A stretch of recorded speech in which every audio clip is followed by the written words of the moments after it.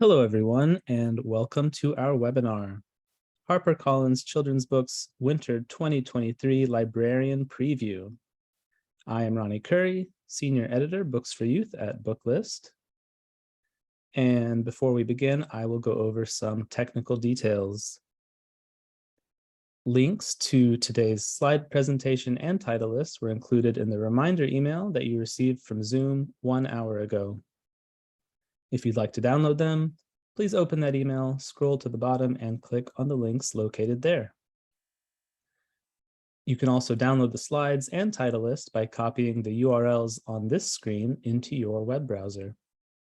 If you have any trouble accessing these materials, please contact us at webinars@booklistonline.com. If you're in the audience, you are in listen-only mode, but we do welcome any questions you might have. So on the bottom of your screen is a toolbar with a section for Q&A. If you have a question or if you need technical assistance, simply click Q&A and type your message into the box that appears. We will do our best to respond to all tech-related questions, and we can pass along all other questions to today's panelists so they can follow up with you after the webinar. And last but not least, Booklist offers closed captioning on all webinars. To enable or disable captions on your screen, please look for and click the live transcript icon on the toolbar that I mentioned before. From there, you can select show or hide subtitles from the menu that appears. If you choose to enable subtitles, you can adjust the size of the captions at any time by selecting subtitle settings. We have a wonderful presentation today, and so without further ado, I am going to pass things off to the Senior Director of School and Library Marketing at HarperCollins Children's Books, Patty Rosati. You can take it away, Patty. Thank you, Ronnie. Hi, everybody. Good afternoon. Thanks for joining us. I hope that you're all doing well. I hope that you're keeping healthy and that you're reading great books. We hope to add many more titles to your TBR list today. Welcome to our preview, where members of my team and I will tell you about some of the books that we're going to be publishing early next year, mostly January through April, and where we invite you to listen to 3 of the most outstanding creators of children's books working today. I am really grateful for you for being here. I am happy that virtual platforms exist in general, and specifically for our friends at Booklist who continue to connect us with you. And forgive me for having to add just 2 more little housekeeping notes before we get into things. Please know that you can download e-galleys of all of the titles that we talk about today from NetGalley and Edelweiss. Please know that PDFs of our picture books are only on Edelweiss, but you can immediately access them by clicking the links on each entry. And then speaking of Edelweiss, all of the presented titles are there, and many, many more titles that we don't have time to get to today, but that are certainly worthy of you looking at and enjoying. We put a special catalog together, and that's there too. So that's all done. Housekeeping's done. Let's get to it. And let's begin with our first guest speaker, Loren Long. Loren is the #1 New York Times best-selling illustrator of Amanda Gorman's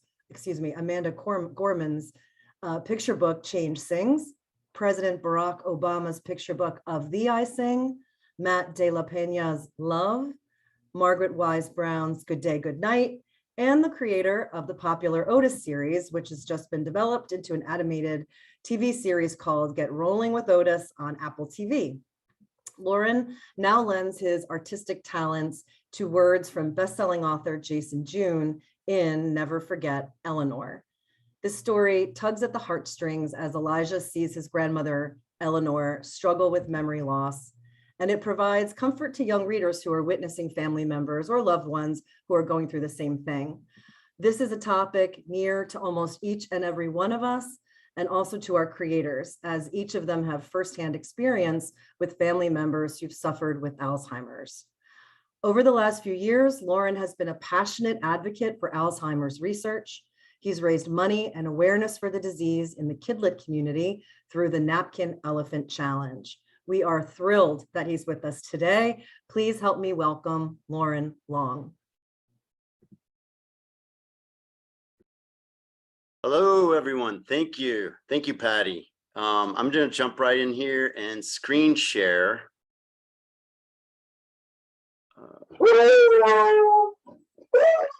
That's not a good start.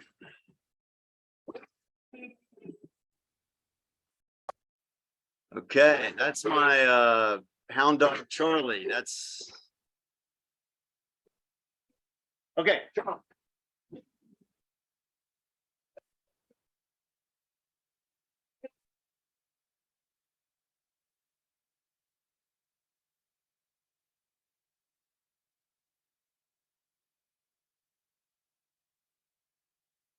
All right, is everybody there? Are we going? Yes, you're good. You can hear me. Yes, live television here from Cincinnati, Ohio, and my wife is not in the room or in the house to grab my dog, Charlie. I'm very proud to present this book, Never Forget Eleanor. It's near and dear to my heart. It's about the relationship of a grandmother elephant with her grandchild, Elijah. The FedEx driver will leave in a second and the barking will stop, I promise. This is a subject, as Patty mentioned, that's near and dear to my heart. By the way, it's an honor for me to present with the likes of Lois and Ibi. So I'm very proud to be a picture book creator at this time in our world. Yeah, this is my father. Like Eleanor, like Grandma Eleanor, my father began to forget things. So the last 2 years of Dad's life, we lost him to the horrible disease of Alzheimer's. The last 2 years, he didn't know who I was. It was very difficult. It was traumatic. It was brutal. But not only for me, but for my mother, who was his primary caretaker. This is not unique to my family. So many of us go through losing a loved one to Alzheimer's. And as a result, you know, so many grandchildren are out there who are confused and hurt by this situation. So I tried to write my own story. I was going to call it Remember William. I was going to call my story Remember William after my father, my father, Bill Long. So you can see here, the disease is a strange thing. Dad would sometimes come out and dress in layers, and he would put his clothes on over top of his pajamas. But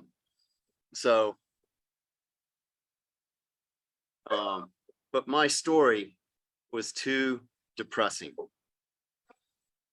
Everything I wrote was just depressing. And now it could have been my shortcomings as a picture book writer, or it could just be that it was too close to me.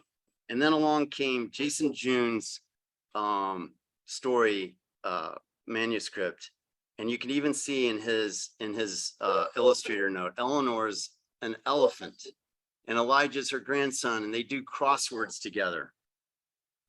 Jason June's manuscript for Never Forget Eleanor was eloquent, charming, human, and unlike my story, it was uplifting. It's the relationship between grandmother and grandson, and how the grandson deals with his grandmother when she starts to lose her memory. Their two favorite things were to play crossword puzzles, to work out the crossword puzzles at their favorite cafe. And the other thing that was a big thing that they did was Grandma Eleanor had story time on Saturday mornings from her front porch. I saw my father in Jason June's character, Eleanor. This is one of my favorite spreads from the book. This is a scene. These are little sketches. This is a tableau of a spread, a tableau of spot illustrations. And so this is the scene where I really saw my father in it. My dad was a salesperson in the best sense. He was a people person. He was articulate. He was a wordsmith like Grandma Eleanor. And he would literally introduce me with pride. And everywhere he went, he used to say, Loren, remember people's names. It's the sweetest sound any human can ever hear, their own name. Remember them. Everywhere he went, my father made people feel special. And I hope that our readers feel this in this little sketch. I happened to shoot this after I finished the painting, and it's a little quick video sketch. If you could turn it up, I had the Beatles playing in the background.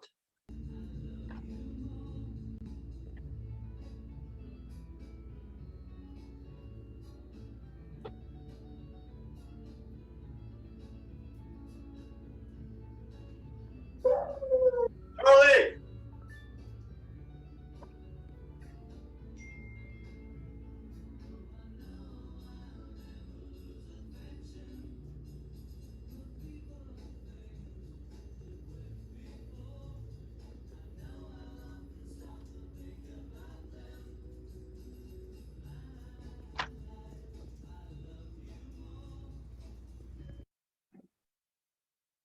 And then one Saturday morning, Eleanor forgets it's story time and everybody shows up, and you can see little Elijah there. He's confused.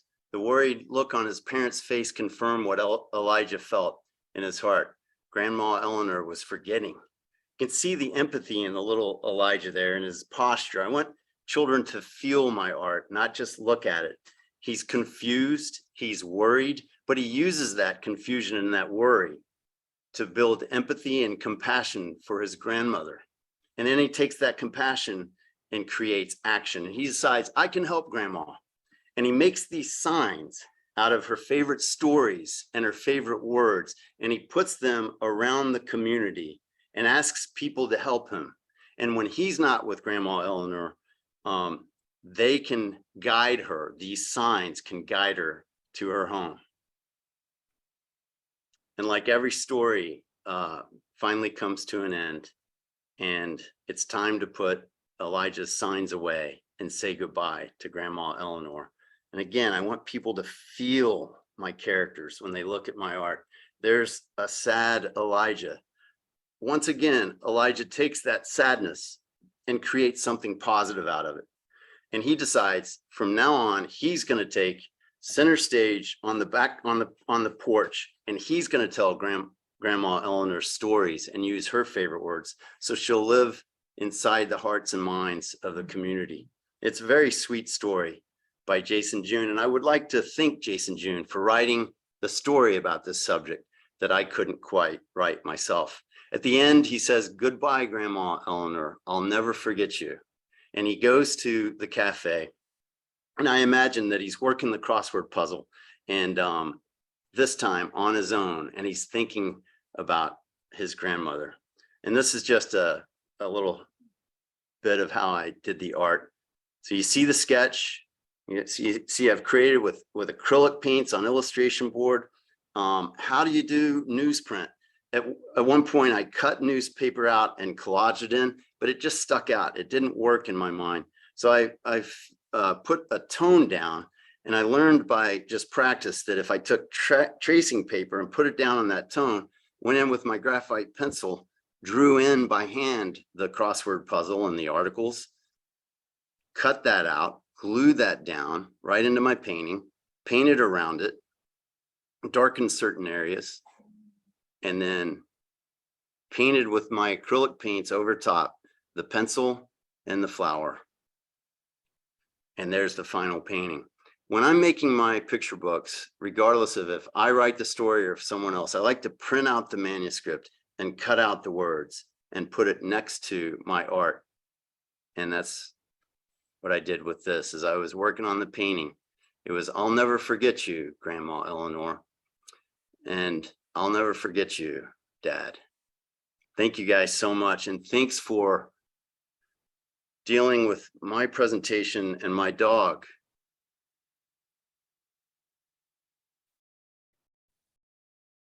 Thank you so much, Loren. I teared up quite a bit during that, so it's a tough act to follow. My name is Christina Carpino. My pronouns are she, her, and I'm thrilled to talk to you about our upcoming picture books. So I'm going to kick things off. If we could go to the next slide, with The Umbrella. Especially at this time of year, it sometimes feels impossible to escape the dreary rain. In this story, though, a little girl and her dog discover an unexpected way to spread the light. told through Beth Ferry's minimalist rhyming text combined with black and white illustrations and impactful pops of yellow from Tom Lichtenheld, this book lends itself to being read aloud. The umbrella is an ode to the power of positivity and the impact that one person can have on an entire community. Nell Plants a Tree is a subtly stemmed title that connects the present to the past and demonstrates how families grow roots and branches, much like trees. Beautiful illustrations from Danielle Miares complement Ann Winter's poetic text and bring the joy of childhood and the warmth of family memories to life. And I don't need to say too much about Kevin Hanking's latest, but I will anyways. Despite the ambitious title, this newest text from our perennial favorite is a simple and accessible primer to the many things large and small that surround us in the world. Charming watercolor illustrations make this another wonderful addition to every collection. Next slide, please. Do you know how to write a poem? Close your eyes, open the window of your mind, and climb out like a seedling reaching for tomorrow. Kwame Alexander has once again partnered with artist Melissa Sweet, and this time also fellow author Deanna Nikato, to inspire writers in schools everywhere to express themselves. This is a must-have for Poetry Month and beyond. Brian Pinkney is a two-time Caldecott honoree, four-time Coretta Scott King honoree, and a Coretta Scott King Award winner. In Hey Otter, Hey Beaver, he brings us a tale of friendship between two water-loving mammals. The friends want to do things differently. Namely, Otter wants to play with sticks and Beaver wants to build with them. But the story is ultimately about finding compromise, which is a skill that many of the kids in this book's audience need to work on. One Day is Joanna Ho's latest picture book, illustrated by Faith Prey. And in thinking about what to say about this book, I found that Joanna herself sums it up perfectly. The lyrical prose flows between the daily life of a young infant and his mother and the endless possibilities she imagines for him. It is a love letter to my son that I hope will encourage him to break barriers of toxic masculinity, know his own worth, and define his own dreams. This is the perfect celebration of the bond between caregiver and child and would be excellent to use in infant story times. And speaking of perfect books for babies, we're thrilled to bring you another Zora Neale Hurston adaptation from Ibram X. Kendi. This board book is complete with bright collage art from Ka Yengi, brings the long African oral folktale tradition to youngest readers. Next slide, please. That Flag by Tamika Fryer Brown and illustrated by Nicholas Smith is an incredibly powerful and important story about the legacy of racism represented by the Confederate flag. But it's also a story filled with hope for the future. The text is accessible for elementary school students and can spark the conversation necessary to understand the history of slavery, racism, and oppression in this country in order to empower the next generation to move forward and build a world of inclusion and love. Author Kim Rogers brings us our first picture book in the well-loved and well-awarded Heart Drum imprint. Just Like Grandma tells this beautiful story of a young girl named Becca who loves and admires the grandmother who cares for her. Together, they dance, paint, and bead. When Becca wants to play basketball, as it turns out, Grandma wants to be just like Becca. This heartwarming generational story of how we can learn and inspire one another. And Finding Papa is a debut picture book from author Angela Pham Kranz, who partnered with Caldecott honoree T. Bowie to tell a poignant story based off of her own experiences immigrating to America. Mai loves her Papa, who's always making her laugh. When Papa leaves Vietnam for America to create a new home for the family, Mai and her mom begin a long journey by foot and boat through many dangers in order to be reunited. Next slide, please. There are many children's books centering on the difficulties of moving away from one's best friend, but none quite like this. In Friends Beyond Measure, Lalina Fisher uses graphs, charts, and infographics to demonstrate the friendship of Anna and Harwin and sort through the many emotions that occur when you must be separated from a true friend. While the main text is simple enough for young audiences, older readers will love to pore over the details and different kinds of charts. This includes back matter on all of the charts included. Ancestry by Hannah Saylor is one of those books that fills a gap in your collection you didn't even realize you had. Ancestry investigates and celebrates cave art and how the stories of our ancestors still speak to us today. This book manages the feat of combining history, science, and art into a read-aloud friendly picture book chock full of curriculum tie-ins and storytime activity inspiration. There's ample back matter to further connect the book to a variety of academic topics. And did I mention that on top of all this, the illustrations are amazing? And finally, we have Cut by C.E. Winters and illustrated by Matt Hsu. This is a fun and informative book about the history of animation and Lottie Reiniger, the creator of the first feature-length animated film. I learned a lot from this one, and hopefully it will inspire readers to grab a pair of scissors and make some art and animation of their own. And I'm going to pass it along to Patty to talk about Shake Up Your Celebrations. Thanks. Yeah, I just wanted to jump in and mention, we and many have heard that there's a growing call for holiday books that don't center on Christmas and that serve families whose social calendars don't revolve around Christian holidays. So we have many books coming that fit this bill, and we'll be featuring them in an offshoot of our Shake Up Your Shelves promotion called Shake Up Your Celebrations. And here are just 4 books that you might think about as you do your own planning for various holiday story times and displays in 2023. The first one's Chloe's Lunar New Year. This is the first picture book by Lily Lamott, who you remember as the author of Measuring Up, a graphic novel that came out a couple years ago, and it's illustrated by former teacher Michelle Lee. So this is an upbeat story about the holiday based on Lily's own family. It's got back matter, including a recipe for what looks like a very delicious fortune cake. Next up is Moon's Ramadan. This one cleverly blends glimpses of different countries celebrating with the corresponding phases of the moon. And this makes one of the world's most widely celebrated traditions accessible and exciting for all readers. And it's done by a really talented new author illustrator, Natasha Khan Kazi. And you might make a note to check out her website, which is called Islami Mommy. It's full of craft ideas and lots of book selections and recommendations as well. So check that out. And I love the name, Islami Mommy. Juneteenth, a picture book about our newest national holiday set in Galveston, Texas, the birthplace of Juneteenth, written by Van Garrett, the acclaimed and wonderful author of Kicks, with art by 2 wildly talented creators from Texas who actually created a mural in Galveston to celebrate Juneteenth. And then last but not least, a novel, We Still Belong, middle grade novel by Christine Day, who is an honor-winning author who got an American Indian Youth Literature honor last year. This is about a girl whose plans for Indigenous Peoples Day go completely wrong until she finds herself surrounded by the love of her Indigenous family and community at an intertribal powwow. So those are the picture books that we're highlighting. Again, there are many, many more. Please check out the lists that we sent. I think we can move on to middle grade. I'm going to take a breath because I am beyond, and I mean beyond, excited to welcome 2-time Newbery Medalist Lois Lowry to our preview. Lois was first awarded the Newbery Medal in 1990 for Number of the Stars, and then again in 1994 for The Giver. The author of more than 40 books for children and young adults, she's received countless honors, among them the Boston Globe Horn Book Award, the Dorothy Canfield Fisher Award, the California Young Readers Medal, and the Mark Twain Award. She writes, "My books have varied in content and style, yet it seems that all of them deal essentially with the same general theme, the importance of human connections." Her next book certainly explores these connections.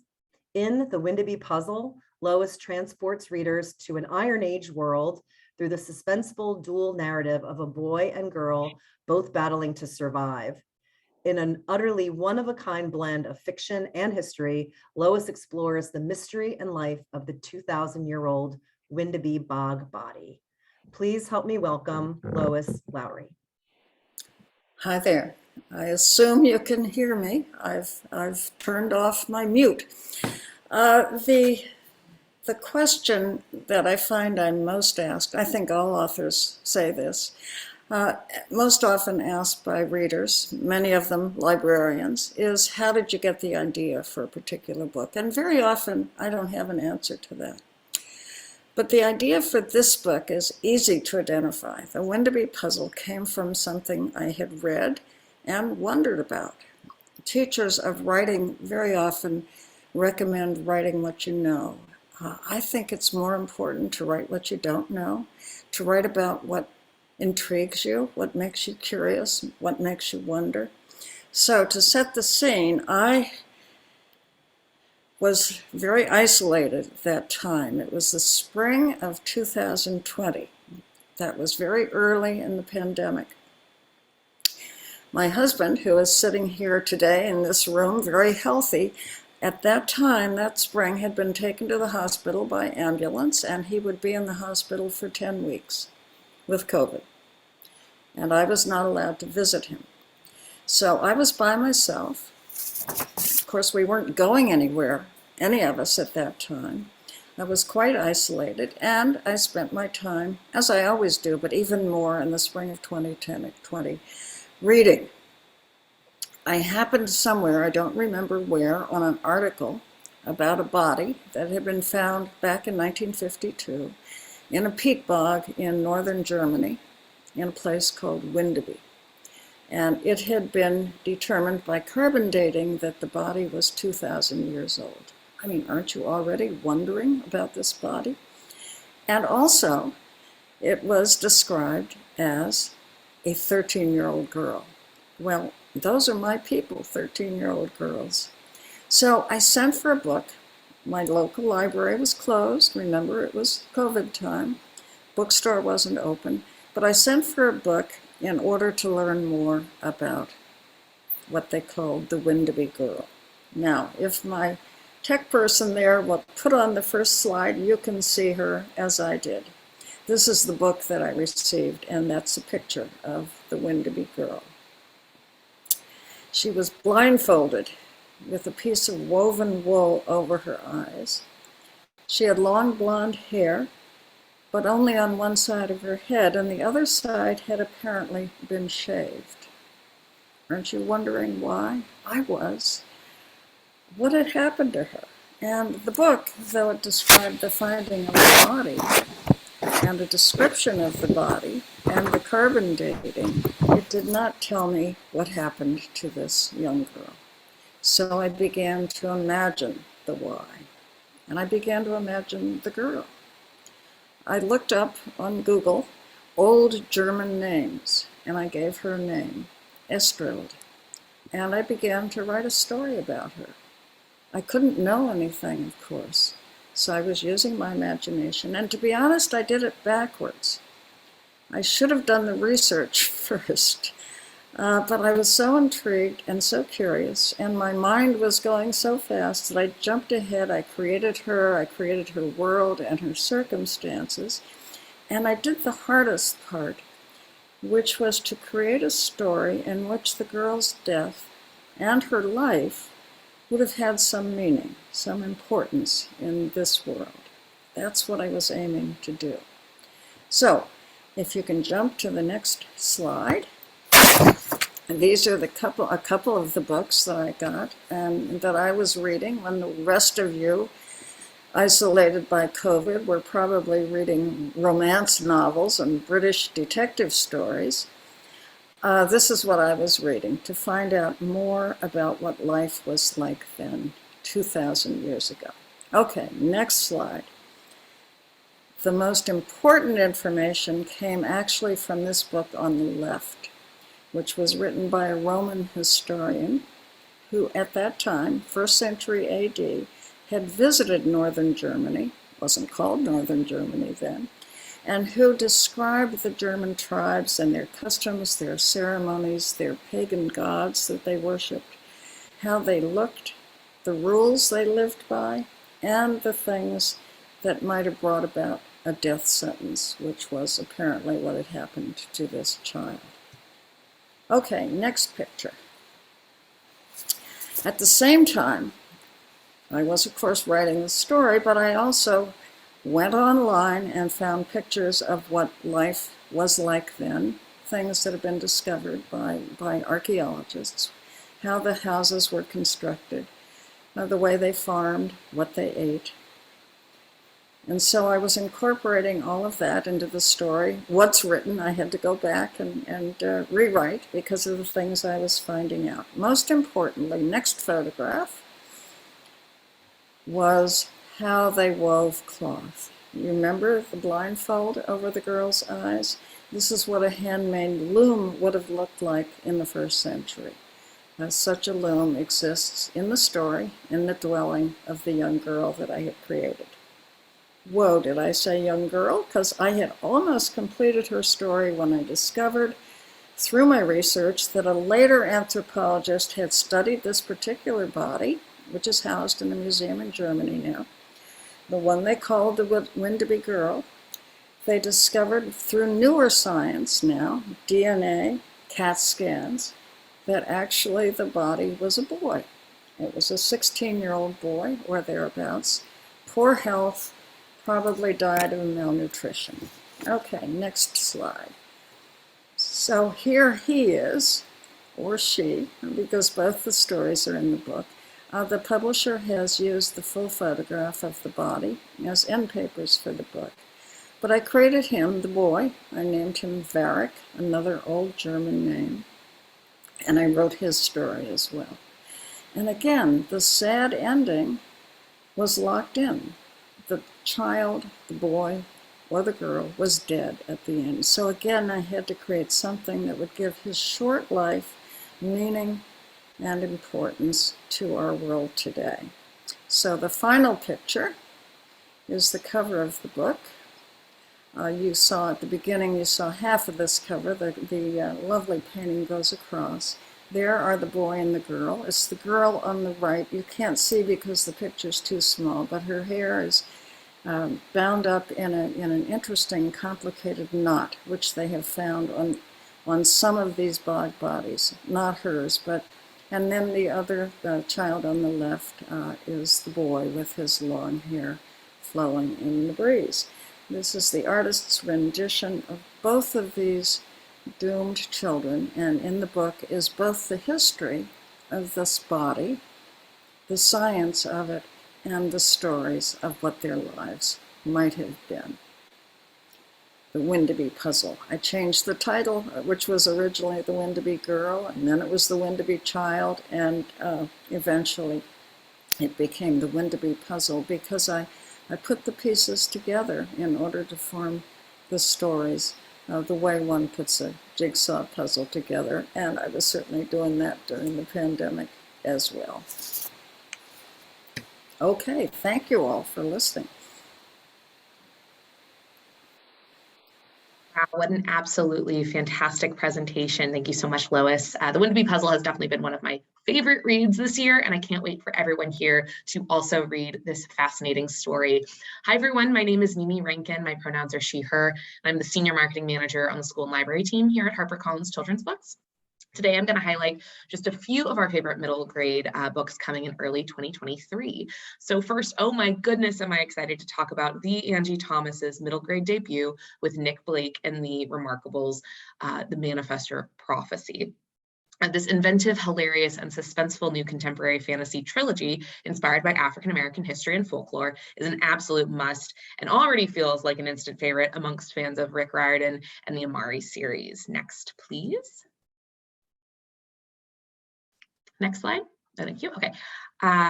Let's see. More excitement for our new book from Newbery Medalist Jerry Craft with School Trip.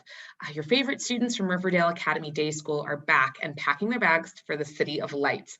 As the group learns to navigate Paris and friendship, will Jordan and his friends embrace being exposed to a new language, unfamiliar food, and a different culture, or will they all end up feeling like the new kid? This one is on sale in April. Next, please.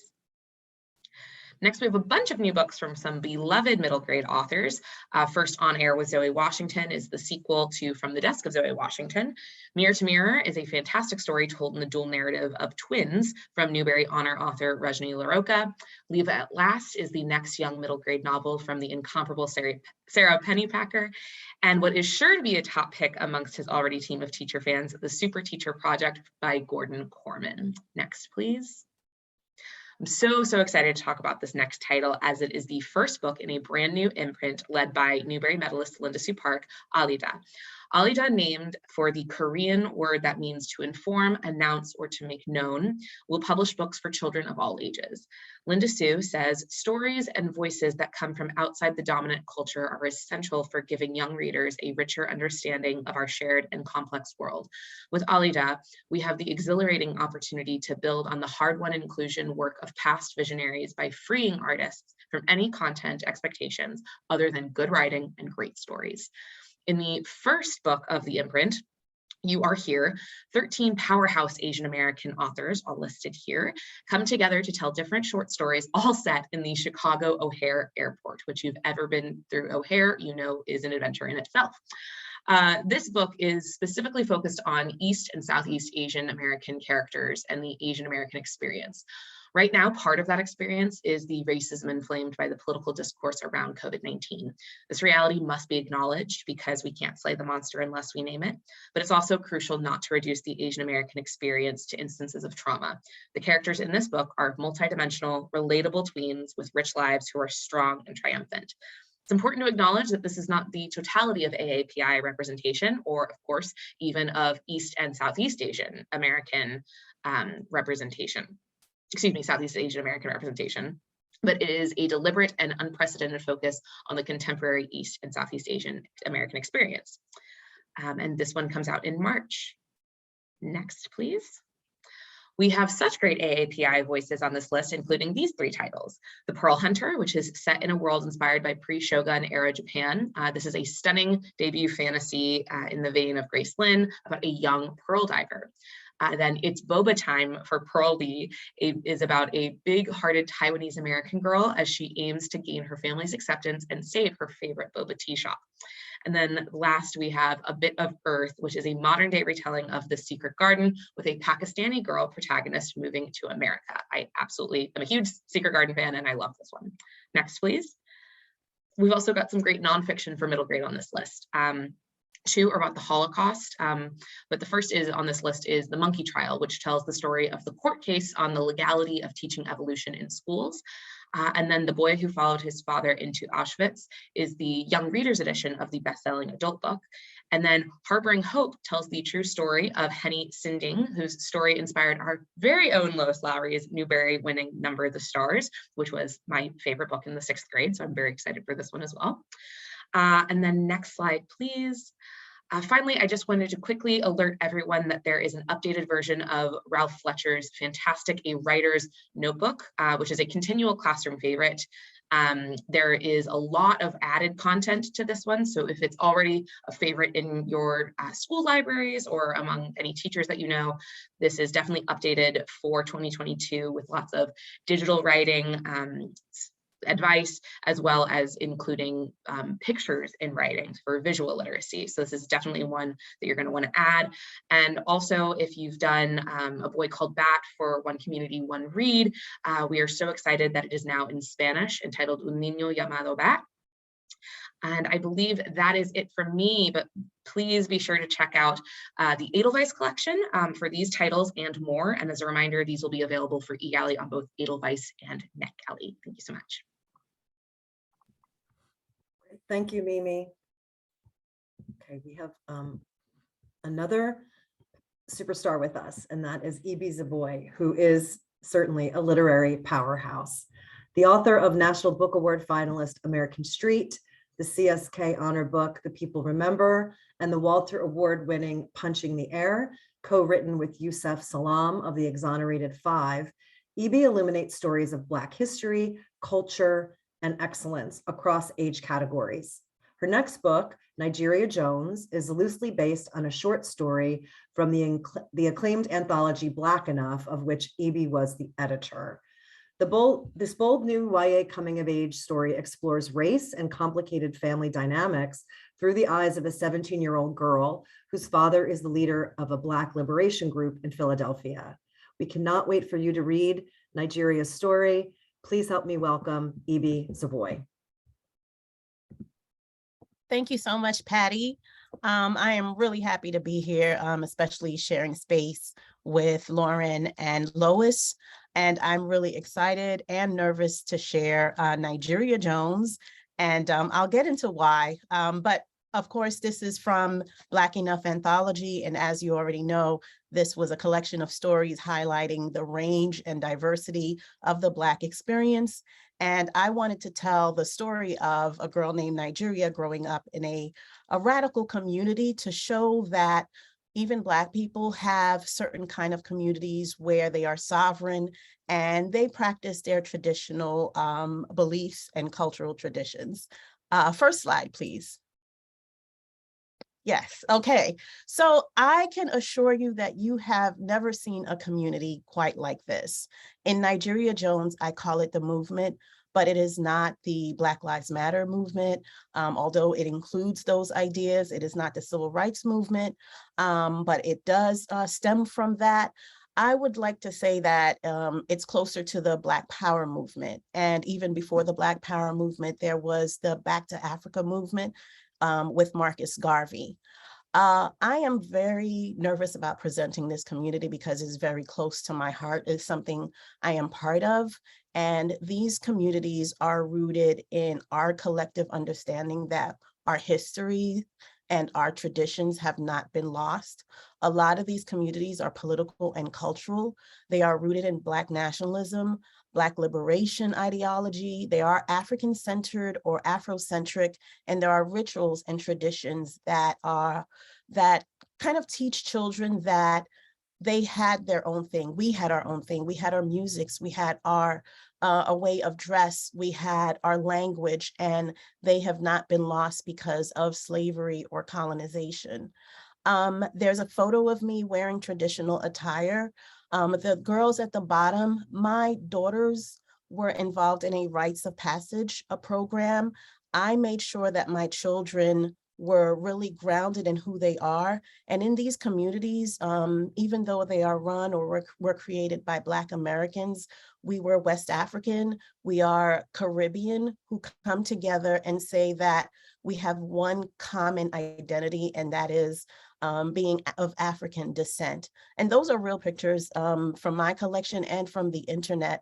The photograph in the center is from a nonprofit organization in Brooklyn that my children participated in, that I was a part of. So these organizations and these communities are very diverse, very much like church communities. They can be radical and problematic and very isolating, or they could be a not-for-profit. They could be part of a library system. My son just joined the Junior Scholars Program as part of the Schomburg Library. And we just attended the orientation where the program director clearly stated that this was a Black liberation program, meaning that the children who come here learn their history, they learn their culture, and they learn to be grounded in who they are. Next slide, please. So in Nigeria Jones, I present this African-centered community, and within that community is something called a freedom school.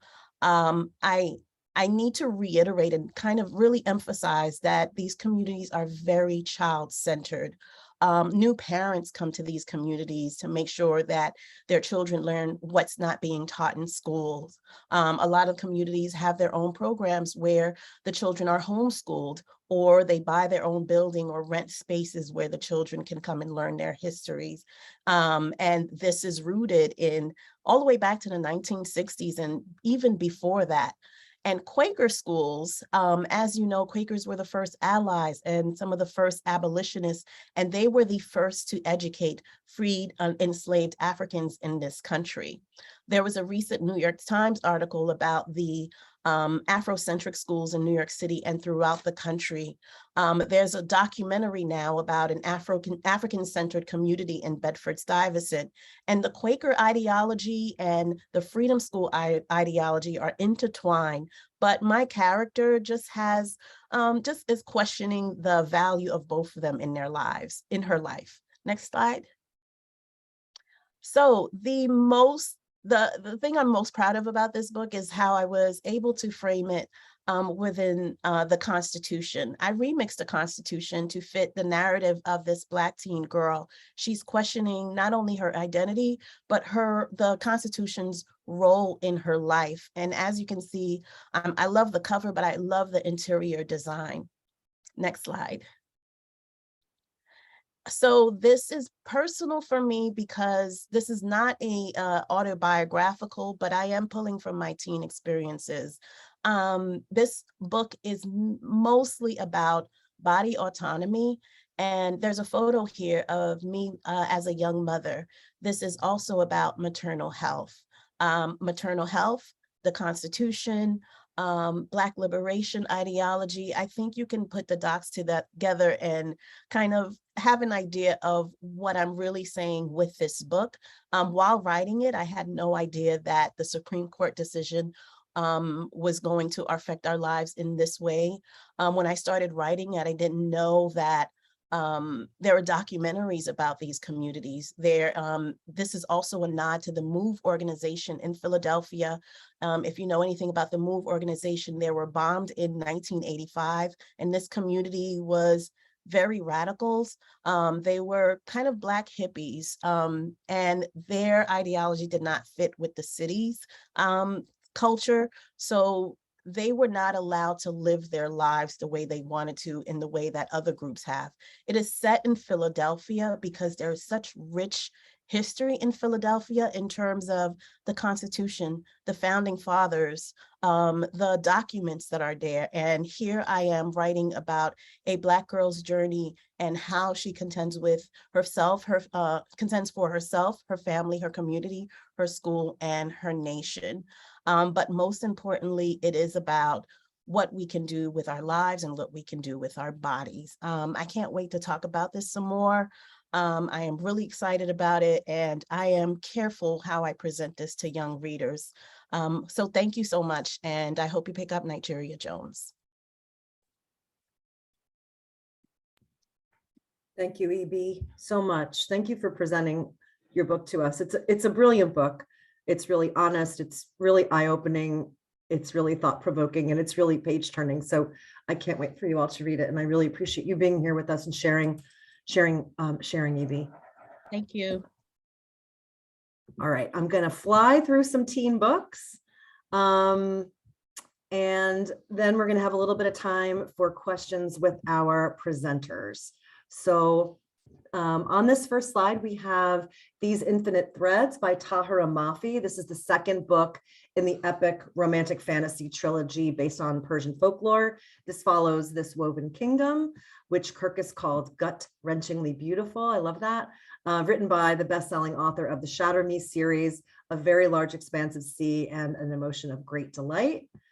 The Sinister Booksellers of Bath is the sequel to the Left-Handed Booksellers of London from best-selling master of teen fantasy Garth Nix, where once again a team of booksellers must fight to keep dangerous magic under cover before the stuff of legend destroys our world. Long Stretch of Bad Days is from award-winning author and former teen librarian Mindy McGinnis. This is a thrilling and gripping YA mystery, as only Mindy can tell it, about a small town's past and the secrets unearthed by way of two teen girls and a podcast. I think this is a good one to put into the hands of fans of Sadie or The Cheerleaders or A Good Girl's Guide to Murder. One Last Shot is a gripping coming-of-age historical fiction novel in verse about Gerda Taro, a vibrant, headstrong photojournalist with a passion for capturing truth amid political turmoil, and the first woman photojournalist killed in combat, and it's written by critically acclaimed author Kip Wilson. Like Kip's previous and highly acclaimed novel, White Rose, her poetry here really packs an emotional punch and paints a vivid portrait of a headstrong young German Jewish war photographer active during the Spanish Civil War, caught up in the political uncertainty of multiple countries. And then last but not least on this slide, Then Everything Happens. And this is from Morris Award honoree and Lambda Award winning author of Girl Man's Up, M.E. Girard. This is a standalone, sex-positive, coming-of-age story about a teen named Bailey who's torn between her heart and her hormones as she navigates her feeling for her best friend, Freddie, and new friend, Alex. The sophomore novel from Emmy Gerard centers a fat, confident girl going after what she wants and learning to love herself along the way. Oh, thanks. Sorry, did I go ahead to the next slide? I did. Sorry. Okay, here we are. So fans of Circe and Song of Achilles, and there are a lot of us, sit up and take note.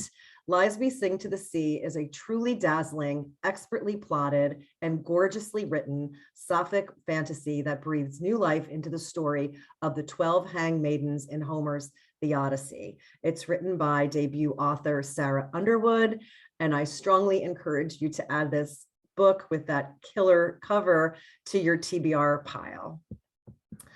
This is not a personal statement. This is Admission Meets American Panda. It's a propulsive contemporary YA about a teen who, after getting rejected from her dream college, forges her own acceptance and commits to living a lie. I think this is really noteworthy because the book takes a brutally honest look at the toxic pressure many teens and parents feel about the college admission process. And I think it's going to resonate deeply with anyone who struggled to understand their own worth outside of external markers like your SAT scores or your GPA and college acceptances. Tracy Badua is a Filipina-American author from San Diego, and this is her YA debut. And then Play the Game is a captivating YA mystery. This is by a debut author, Charlene Allen. It celebrates the power of friendship, of first love, and explores the criminal justice system through the lens of restorative justice. We have many, many, many other noteworthy teen, middle grade, and picture book titles for you to review. As mentioned earlier, we did put an Edelweiss collection together, so you can check that out. I think on the next slide, please, we have like some info. Yeah, okay. So there's our Edelweiss collection. Mimi Rankis has volunteered to, if you have any specific questions or if you have any specific desires for materials, you can email Mimi. Please do follow us on Harper Stacks. We have a newsletter. We're on Twitter. We're on Facebook. We have lots of goodies there all the time. So if you're not already following us, please do. And I think that's it for our presentation. Grace or Ronnie, do we have any questions in the chat that we want to ask our guests, or does anyone want to ask any new questions of our guests since we have a little bit of time? Looks like the Q&A from the audience is clear. There was a lot of enthusiastic feedback. Great. And some tech questions, but that looks to be taken care of. Okay, great. And I guess now is your last chance if you have any outstanding questions, audience. And if not, oh, something came in. We got the intro to a question, but not the whole thing. So we'll probably have to pass that one on to Lois afterwards if you can finish that question up. Oh, well, here you go. If Lois is still around, we have a question from Janet that is just asking about your interest in history and if that's something you've had throughout your life. I'm having trouble getting my video on. Well, that's okay. You can leave it off. Okay, they don't need to see me as long as they can hear me.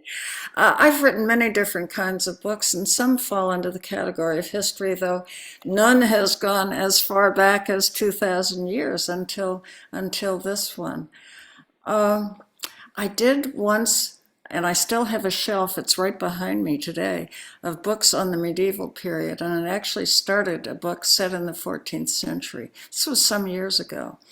And I still have that interest, but at the time I was beginning that book, another book came out. I've forgotten the author's name, but it was a very good one, and it was set in the same time period, and there were so many similarities that I set mine aside. Maybe enough time has passed that I'll revive my interest in the 14th century. But you know, my interest in history is the same as my interest in contemporary times. I have a lot of curiosity about a lot of different things. Awesome. Thank you so much. And let me take one more look at the Q&A. Probably have time for maybe one more. More positive feedback and tech questions. Thank you, audience. There's my cat. That looks like that's it for questions then. And we are about out of time, so I think that's all right. Again, we will pass along any outstanding questions that we may have missed to the Harper team, and they'll have a chance to follow up afterwards. Patty, do you have anything else you'd like to add? I don't, just thanks. Just thank you to everybody. Thank you to our creators for being here and spending time with us. And thank you, audience, for listening. And please don't be shy. Please be in touch with us. And thank you, our friends at Booklist. Always great to be with you. Great. Thank you so much, Patty. And yes, thank you, Loren, Lois, and Ibi, and the whole HarperCollins Children's School and Library marketing team. Tomorrow, all attendees will receive an email containing links to today's slide presentation, title list, certificate of completion, and video recording. For more about Booklist webinars, you can visit booklistonline.com/webinars, where you can view archives of our past webinars and register for upcoming ones like those you see here. Now you can share Booklist love with everyone connected to your school district, library system, or higher learning institution. Booklist Online Unlimited offers just that. Unlimited simultaneous access to 30 years worth of review and article archives, plus digital editions of all of Booklist's publications. For pricing and other questions, you can visit booklistonline.com/subscribe. Have you heard? Booklist Reader, our new magazine that offers reading recommendations to patrons of all ages, is coming to print this January. Go to www.bit.ly/booklistreader-in-print to find out how you can order print copies in bulk for your library. Already have a Booklist subscription? You can share the latest issue now. Go to our website for more details. Thank you again for joining us for today's webinar, and one more thank you to our panelists and our sponsor, HarperCollins Children's Books. This concludes today's webinar.